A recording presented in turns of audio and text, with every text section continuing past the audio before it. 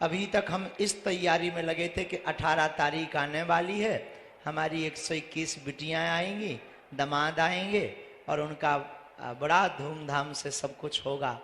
अब हम ये सोच रहे हैं कि जब आज शाम को ये विवाह के बाद जाएंगे तो किसकी तैयारी करेंगे। लेकिन हम यही कहेंगे कि बिटिया, भीड़ के कारण हम जरूर नहीं मिल पाए, बात नहीं अलग अलग कर पाए, तुम आते रहना, जब समय मिले जोड़ा से ही आना, खूब खुश रहना, जहां भी रहना एक काम करना, रामचरितमानस का पाठ जरूर करना। और जब तुम रामायण पढ़ना बिटिया तो एक एक रामचरितमानस बागेश्वर धाम से हमने दी है, और तुम रामचरितमानस पढ़ना, अपने परिवार को पढ़ाना बिटिया। उसी रामचरितमानस के राम से हमें ये लगेगा कि हमारी बिटिया हमको याद कर रही है। और आज धर्म के पिता के रूप में, वैसे पूज्य मलुक पीठ वाले महाराज जी जो कह रहे थे वो कम नहीं, कि आप सब लक्ष्मी और नारायण हो। बड़े हम तो देखो माध्यम है, करने वाले जरूर दिखाई पड़ रहे, लोगों को लग रहा है कि गुरुजी करवा रहे हैं, गुरुजी ये सब कर रहे हैं, पर सच तो यह है एक एक कार्यकर्ता, एक एक बागेश्वर धाम का सेवादार जो पार्किंग, पानी, टेंट, सुविधा से लेकर के जगह जगह धूप में खड़े, पंडाल में खड़े, जगह जगह व्यवस्था बना रहे, इस संपूर्ण आयोजन का श्रेय बागेश्वर धाम के एक एक पुष्प को जाता है। और धन देना तो सरल है, लेकिन यहां पर धूप में खड़े होकर अपनी निजी भावनाओं का दमन करके दूसरे की भावनाओं को सिर चढ़ा करके सेवा करना बहुत कठिन है। तो आज हम सच में गौरवान्वित हैं। और बिटिया ऐसा आशीर्वाद देना, पूरे बागेश्वर परिवार को ऐसा आशीर्वाद बेटियों देकर जाना कि हर साल हमारा बागेश्वर परिवार इतना समृद्ध और इतना भाव युक्त और साधना और साधन युक्त बने कि हर साल अनेक ऐसी हमारी बेटियों का यहां से पाणी ग्रहण मंगलमय संस्कार करवाता है।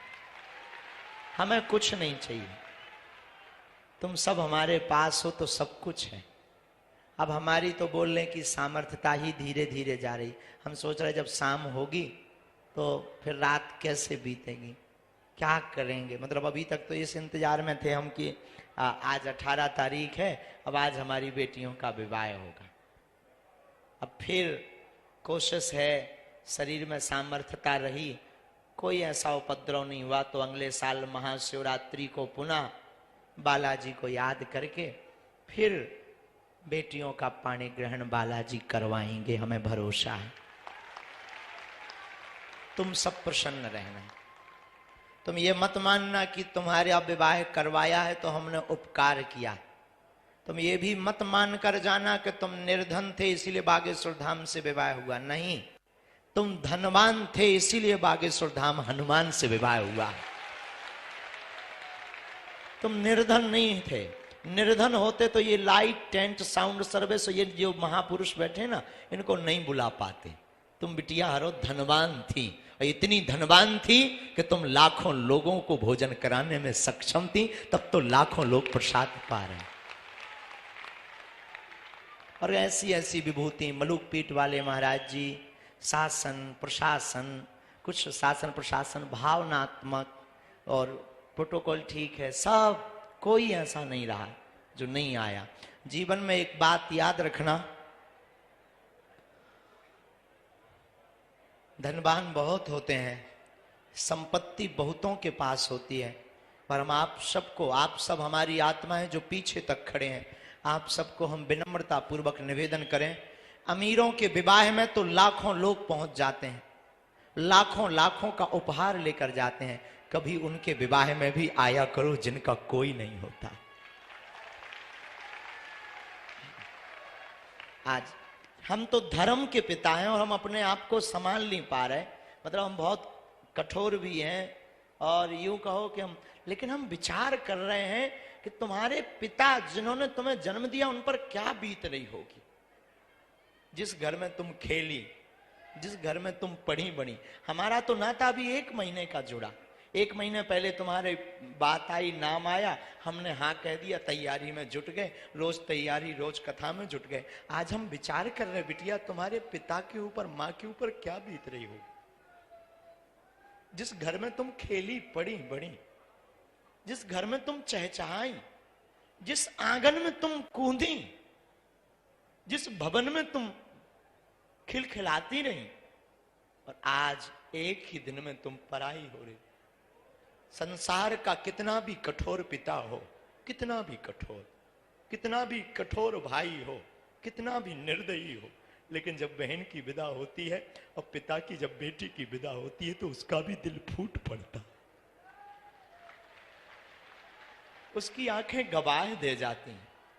क्योंकि बिटिया अनमोल उपहार है ईश्वर का।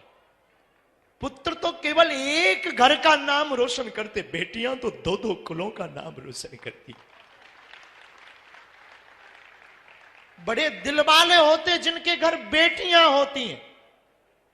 कहने को तो ठीक है बेटी का आज विवाह हो गया, सच तो यह है कि अब बिटिया पर अधिकार किसी और का है। आज तक ये बिटिया हमारी थी, अब ये बेटियां एक ही दिन में, इतने दिन का नाता किसी। लेकिन भगवान भी अद्भुत है। हम यही प्रार्थना ईश्वर से करेंगे, जितने लोग यहाँ बैठे, हमें तो आप सब में ईश्वर नजर आता है। कृपा करके कभी भी अपनी बेटियों को नीचा मत दिखाना, कृपा करके कभी भ्रूण हत्या का सहयोग मत करना।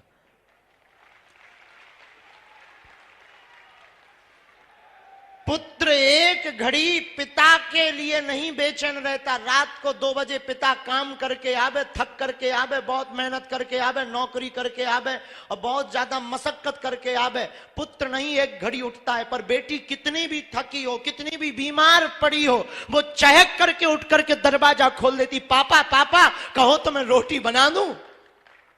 भले ही उससे चाय बनाते ना बनती हो, लेकिन पापा पापा कहो तो मैं रोटी बना दूं।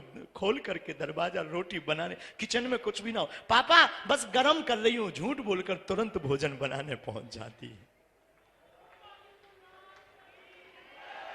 बेटियां भगवान की कृपा है, बेटियों में वो ममता है। हम तो कई बार वर्णन पढ़ते हैं या अनुभव करते हैं तो हमारा दिल झकझोर जाता है कि बेटियां कभी वीरांगना लक्ष्मीबाई बनती, तो कभी मां बनती, तो कभी बहन बनती।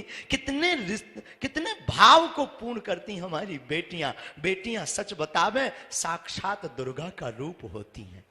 विविधता होती है, विविधता। और कितना ममत्व विशाल होता है बेटियों का कि सबको पोषित करती, सबकी भावनाओं का सम्मान। खुद बीमार रहेंगी, भूखी रहेंगी, लेकिन अपने परिवार को कभी भूखा।